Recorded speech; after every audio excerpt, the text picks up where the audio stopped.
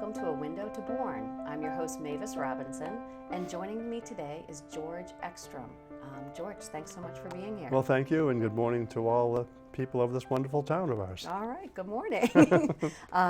So, George, you're sort of a prominent figure in town as the longtime postmaster in the Katomet post office. Mm-hmm. But before we get into that, let's talk about how your time in Bourne started.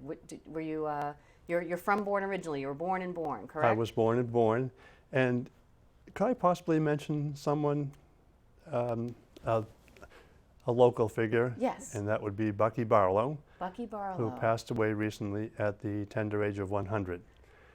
And he was, I'd call him a homegrown legend, who ran the local boatyard, Barlow's Boatyard. Yeah. And he was just there forever. And so, goodbye to Bucky. He recently passed. How did you know him? How did you meet him? He was a little bit older than you. A little bit, yeah. Well, my father was a carpenter in town, and we used to go to the boatyard when I was a little boy. And I would just hang around and watch them do their thing. Yeah. And that's how I got to know him. So you kind of like looking up to these guys, you know, being guys, and Yeah. you're learning how to be one as well. Yeah, I often thought of working there, but his wages were kind of low. So Yeah.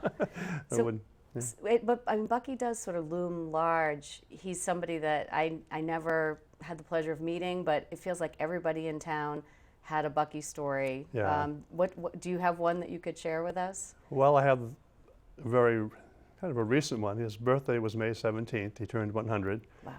And they had a very small gathering, just his family, and I was there. My wife was working, so she could not come. Her name is Julia, by the way. And so everyone was giving him his birthday cards, which referenced the 100-year-old thing. And he'd look at him and go, and put him down, and put it down. And then I said, well, Bucky, I have a present for you. And he goes, what is it? So I put a paper bag in front of him, and he said, what's in it, Eckstrom? I said, well, open it up. So he tears it down, and inside is a six-pack of Narragansett. And he looks at me and he goes, all right, Eckstrom, something I can use. For the man who has everything, Yeah. an extra six-pack always helps. Did he drink it? One a night. Yep. So. That's nice. That's nice. So growing up, you said as a 5-year-old, you're going down to the boatyard with your dad. Yeah. So where did you grow up? Did you grow up in close to the boatyard? Well, no, well, my parents moved down here in, I believe, 1948. Okay. Where'd they come from? Well, they were living in Quincy at the time, Yep. but my mother was from Arlington, kind of a city girl, and my father was a boat builder. So he said to her one time, how'd you like to move to Cape Cod? And she said, well, all right, because I used to nanny down there, and that's where I met you, in Wellfleet. So she agreed. So off they came, leaving Quincy during the dark of night. Right. And they drove down, came over the Bourne Bridge, and came down MacArthur Boulevard, which was quite dark and not much there. There's no car dealerships. There's no development. McDonald's. Right. And they took a right on Barlow's Landing Road and moseyed along a little bit. Still extremely dark and nothing there. And they took a right on County Road, past Twin Ponds, and a right down this little dirt road.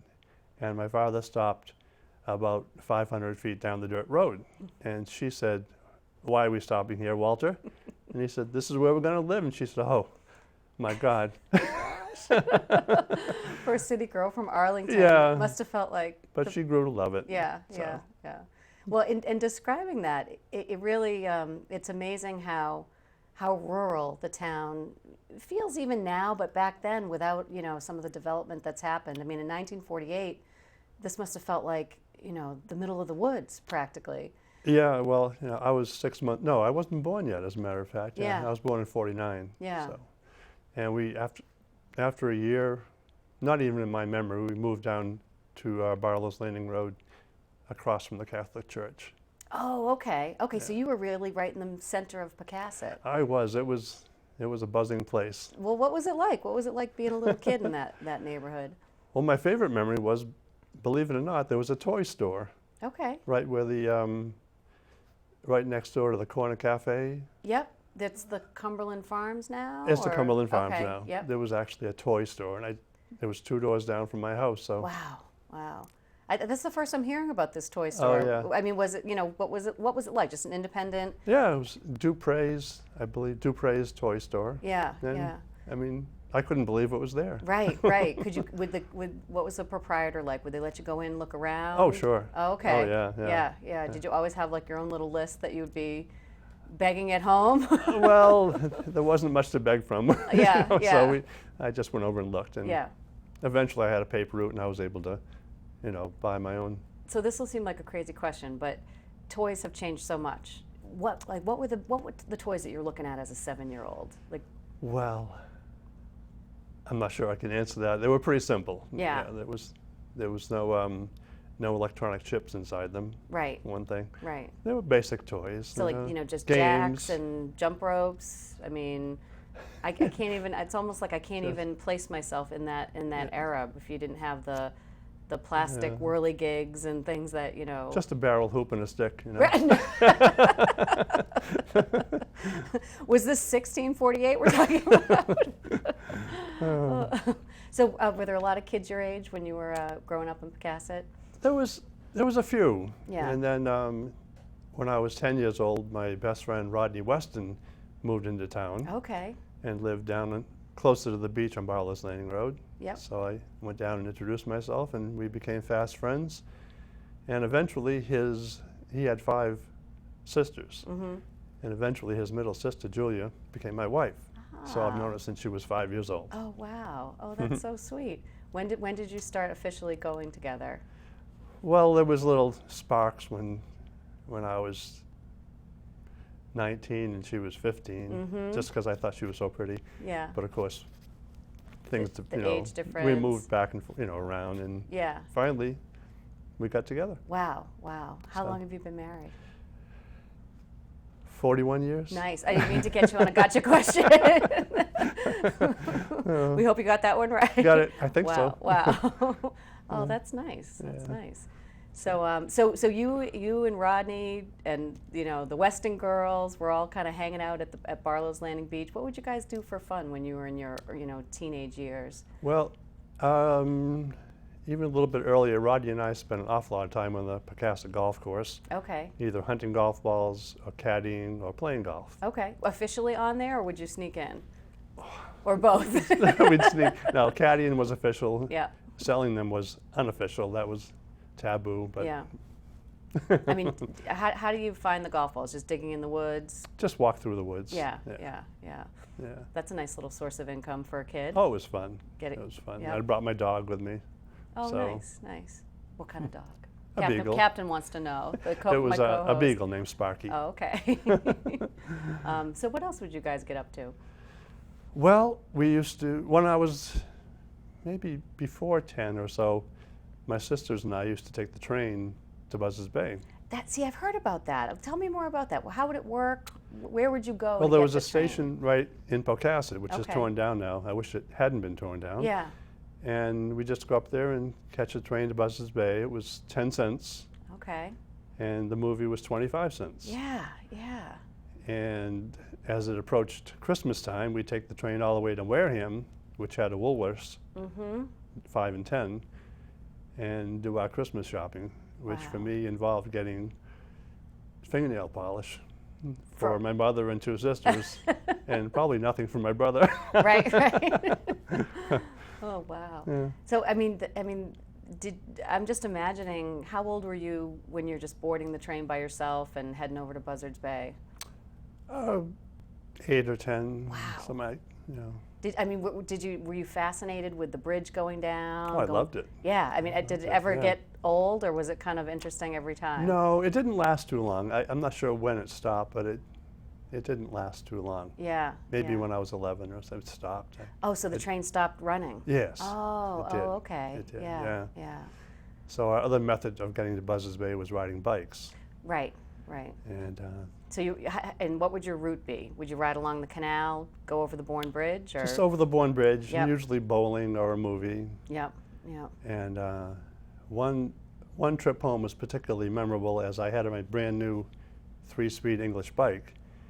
And I'm at the top of the bridge heading towards Pocasset, just going as fast as I could. And the front wheel started buckling. Oh, gosh. And the bike just stopped and it pitched me over the handlebars. And at that time, the railing was only about that high. I remember, yeah. And yeah. I hit the railing and just kind of wobbled back and forth and fell on the sidewalk. Oh, God. So that was, that was a little scary. Yeah, yeah, yeah. I remember riding my own bike over the bridge before they put in those bars, and Oh, yeah. seated on the bike, you were above the railing. You were. I mean, it was, You were. I can't believe our parents allowed us to I know. do that. Well, those days you went out, you know, you had breakfast and left for the day, and sometimes came home for dinner, Yep. and sometimes didn't and got in trouble. Right, right, right. Do you have like a favorite thing that you remember from, you know, childhood that you think has kind of disappeared, that's not available today? Well, I guess just the simplistic nature of life was, you know, we just kind of entertained ourselves. And it's not a knock on today's generation at all, it's just the way it was. Yeah. You had to entertain yourself. Yeah. So. So we do have in front of us a yearbook from 1967. I thought I saw that. No coincidence on that year. So that's actually the year that you graduated from high school. It is. And that's kind of an interesting year. There was a lot of changes going on culturally in the United States. I mean, the transition between the early 60s with bouffant hairdos and, you know, fathers knows best attitudes to, you know, the late 60s of the summer of love. I mean, where was Bourne in that? You know, what was it like being a teenager in the 60s in Bourne? Sheltered. Okay, yeah, yeah. Yes. It wasn't until I went off to college that I really started picking up on what was going on. So that counterculture really wasn't very active in the town of Bourne? No, our hair was getting longer, but it wasn't, you know, full bore. Yep, yep, yep. And, the bell bottoms and all that stuff. Yeah, we were was still later. pretty straight laced. Yeah, yeah. Now were kids still going to Atwood's Soda Shop? Was that still around when you were a kid? It was. Yeah. When I was in high school, I don't know when it stopped, but it was still there. And you were one of the first grades to be in the new high school. I think we were one of the first people who spent 4 years, the first group that spent 4 years there. So you started as a freshman. Yeah. And what's a typical high school day like? Back in Well- 1965, say. Well, for my part, I think I caught up in my sleep pretty well.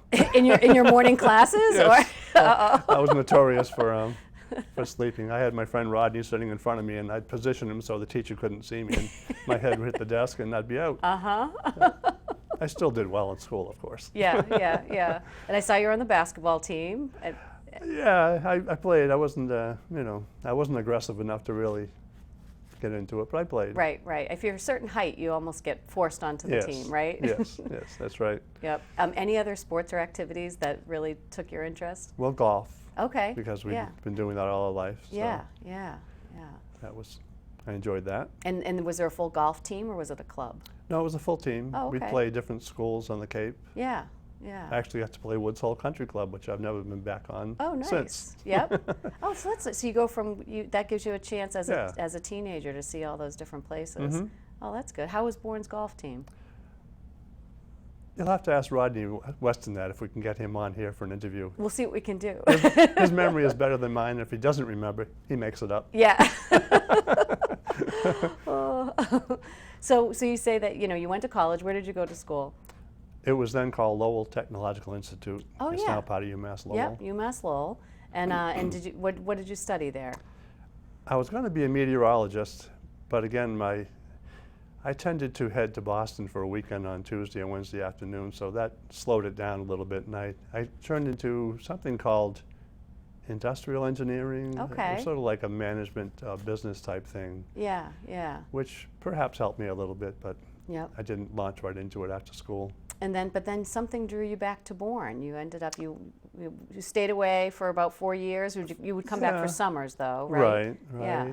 And when I graduated, I just put on my backpack and hitchhiked around the country for about a year and a half. Oh wow. And then when I came back, I kind of settled in. I need to hear more about that backpacking. I mean, honestly, was it literally you just had all your belongings in a bag and? Yeah, Were you on your own? I was. Okay. I liked traveling alone. Yep. I met so many people back then. And, Yeah.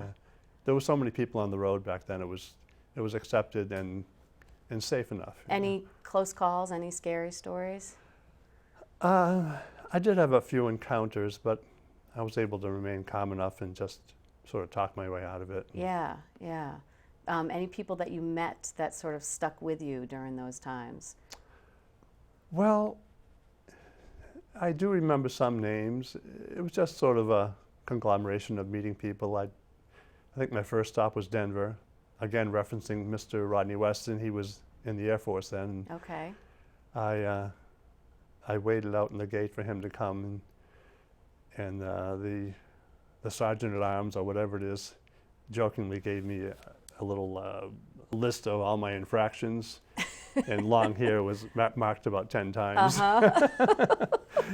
So and he and I would prowl the streets of Denver at night, just having fun. Yeah, yeah. So somebody gave you a ride all the way from Massachusetts to Denver, or a couple people did? Yeah, it took me 3 days to get there. Yeah. And then from there I headed out to Oregon and Montana.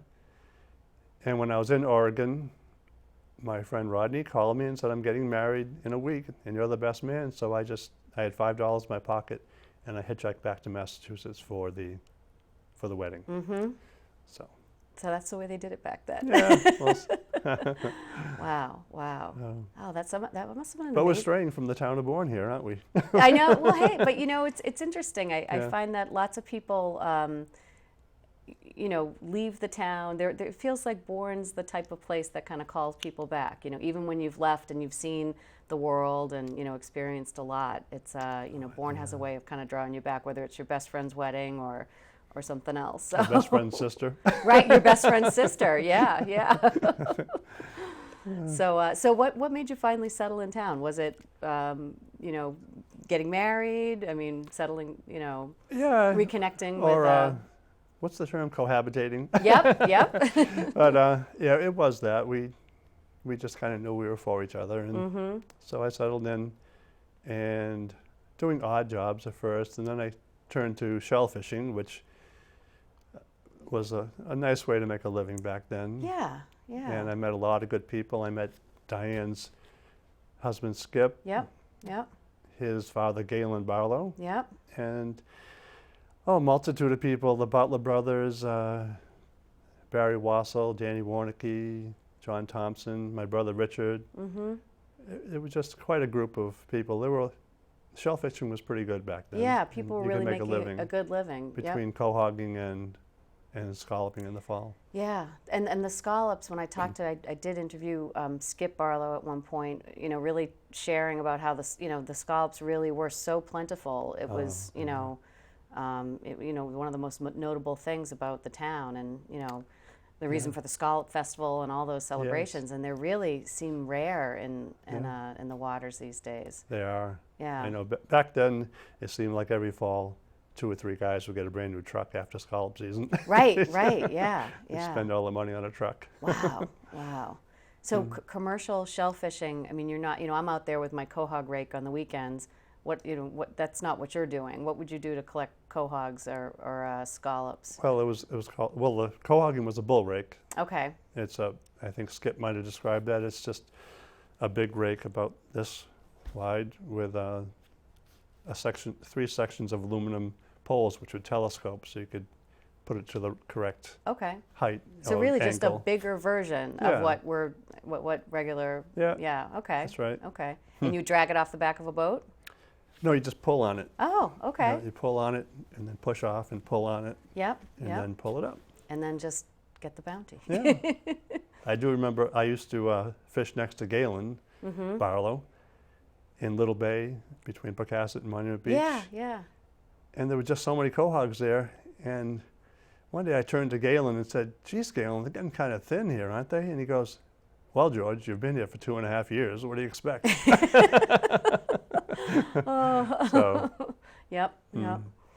So how did you get it? So you fished for a while, but then eventually you became the postmaster in Katomet. How did you get connected with that? Well, I lived across the street Okay. from that Katomet post office, And I never got the lofty title, but I was there for 32 years. Yeah, yeah. Well, Actually, everybody in town calls you the postmaster. Thank you, thank you. So I just applied for the job, and Alberta called me in one day and said, "Well, George, I think you're the man for the job." And I said, "Oh, I am." And I was thinking, I like fishing so much, you know. Right, right. And I said to her, "Can I get back to you in a week or so?" And she said, "You can get back to me tomorrow." So I accepted. Yep. Actually, I talked to my brother about it, and he said, "If you don't take that job, I'm gonna hurt you." Right, He said, right. "You can always quit and go back to fishing, Yep. but I think you're better off having that job." Yeah. And it was wonderful. Yeah. I mean, it's the stability of having, a government job, and, it can be Yeah. so, the ups and downs of trying to make a living in the town of Bourne are, It worked out well. yeah, yeah. And socially as well, because it was a community that had no street delivery, so everyone had to come to the post office Right, right. to get their mail. Yep. And to this day, I think I can still remember 95% of the people's box numbers. Right, right, And, right. and notably mine, because 6 months before I retired, P.O. Box 1 became available, and I grabbed it. And do you still I have it to still this have day? I have Box 1 now. So if anybody wants to write you a letter, we know how to get in touch yeah, with you. please, I want to hear from you Right. all. Yeah. Send cash, not Right. text. So, Well, that's I was talking to some friends of mine earlier about what a central figure you are in the town of Katomet, because you really became, you weren't just the guy that handed mail over. You were part of everybody's lives, and my little friend, my best friend from school, Bethany Jason, her little brother Timmy would always be, going to run in to pick up the mail, but he would never have the key. And and it was this little thing. It was like, well, all right, I'll hand it to you, Yeah. but this is the last time. But then the next time, this is the last time, because you knew And they- everybody personally. and they knew I wasn't serious. Right. I think one of my favorite things I'd do is I would, when somebody new would come into town, I'm assign them a box. If they had little children, that was the height of the little children. Yeah. And they'd come in, and I'd see them coming, and I'd hear them starting to open the box, and I'd go behind it, and I'd go, "Woo!" or something like that. Right. Or I'd put a telephone in the box, or my shoe, or something. Something that I could hear them out there going, "Mommy, what the heck is this?" You know? Right. So right. it was the social part was just 80% of it, I think. Yeah. Well, and you really expanded that sort of formally with the Christmas celebrations in Katomet. How did you get involved with that? Well, I was a disciple of Alberta Harding. She was the Okay. former postmaster, and she started that celebration. And she was quite a entertainer. So when she retired, she said to me, "You're getting the job, George." And I said, "Oh, all right." And I was a little nervous about it, but I worked my way into it, and it became a lot of fun. Now, for those of us who haven't been, tell us what that celebration is all about. Well, it's just basically singing Christmas carols with we'd have groups of 150, maybe 200 people at times. Wow. And And would it be close to Christmas? How far away? it would be a couple of weeks before, Yep. generally. Would you be lighting a Christmas tree? We had a Christmas tree, and George Seaver, a local Katomet resident, was my Christmas tree lighting guy. Yep. And it was the same thing every year. I'd do a little thank you to the people and the organizations that helped, and I'd say, "And now, let there be lights." And I'd look over, and George would go, "Oh, yeah." And he'd my go job. running down, and then he'd turn them on. It Yeah. was never quite, spot on. But Right. thank you, George. You did it for years. People would probably be disappointed if it happened just I like think that, so. right? I think so, yeah. Right. So you'd light the tree and then sing the Christmas carols. Was there a particular one that was special to that Well, ceremony? Yeah, the classic one, now again, Alberta developed it, was the 12 Days of Christmas. And at the post office for a month before, I would put up a poster saying, sign up for a line. Yep. And so we'd have different groups of people with each of the 12 lines. Oh, that's And cool. they'd have to come in on cue if they could. It got a little funny here and there, but that was all Right. part of it. Right. Yeah. Any families do the same line year after year, or Sure. Yeah, it Yeah. was like that. The Yeah. Scraggy Neck group had a line. It was like that. Yeah. Yeah. Do they still do that ceremony? They do. Oh, good. They oh, do. good. Yeah. That's one of the things I love about this little town, or those little, special, you know, we're really a collection of villages, and that's one way that the village of Katomet, Yeah. you know, pulled together and I don't know, just sort of bonded. So. Yeah. I do like that description, a collection of villages. Yeah, yeah, yeah. There's no one town center, but each of the little village centers has its own unique flavor. Mhm. So, so George, is there something that you know, the wisdom that you have now, you know, as somebody who graduated from high school in 1967, what would you tell 20-year-old George Eckstrom about life, and any advice you would give to your younger self? Oh boy. Something I can say on camera, you mean? Yes. Oh dear. Or just say anything and we'll edit it out if it's Yeah. not No, camera worthy. I'm not sure I know how to answer that question. Okay. I'm sorry. That's all right. That's all Yeah. right. What would you see the biggest change in town since you were 20? Well, just the number of businesses and people, Mm-hmm. I think, and it's not a bad thing. Yep. You know, Yep. there has to be progress, Yep. and some of it, I guess, people wouldn't describe as good progress, but you know, I think it's a good town. Yep. Yep. You've got your 40th high school reunion. No, you were coming right up. the first time. I was? Oh, Yes. wow. Are you going to it? I am. Yeah. And what types of events are you folks planning for the celebration? Well, I did get something on the computer. They actually have 5 days of events, Oh, which wow. seems quite a bit. I don't know how many I will get to, or how many. I was content to invite everybody to my backyard and just hang out and talk, you know, but Is that going to happen too? I don't know, maybe. So Maybe. just send a letter to number 1, Yeah. box 1 in Katomet. Yeah, no, the people are working hard too. I think Joni Zach is the, Okay. Joni Zach seems to be spearheading it. Yeah, yeah, And congratulations to her, and thank you for working hard at it. yeah, yeah. Well, good. Well, I hope that you enjoy your 50th high school reunion. Any final memories from school that you wanted to share with us, or something that sticks out in your mind? Well, of course, everybody remembers where they were when JFK was assassinated, and Mm-hmm. I was, I believe, a freshman. No, I couldn't have been a freshman. Yeah. Oh, that memory is a little faulty. Sorry. Yeah, yeah. How Um, did you hear about it? It was actually announced on the school bus. Oh, wow, Yeah. wow, yeah. So. That must have felt like just a moment where the world suddenly changed. Oh, it certainly was. Yeah, That Yeah. and his brother, yeah. even more so, I think, in my mind. Yep, yep, So. yep.